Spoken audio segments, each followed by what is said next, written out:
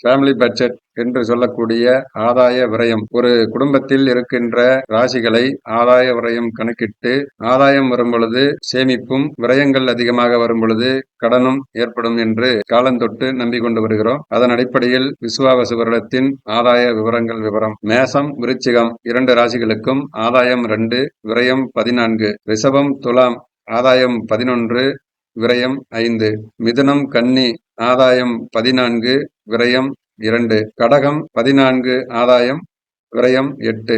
சிம்மம் ஆதாயம் 11, விரயமும் 11. தனுசு, மீனம் ஆதாயம் 5, விரயமும் 5. மகரம், கும்பம் ஆதாயம் 8, விரயம் 14. 12 ராசிகளுக்கும் மொத்த ஆதாய விவரம். மொத்தமாக 65 ஆதாயமும் 59 விரயமும் ஏற்படுகிறது.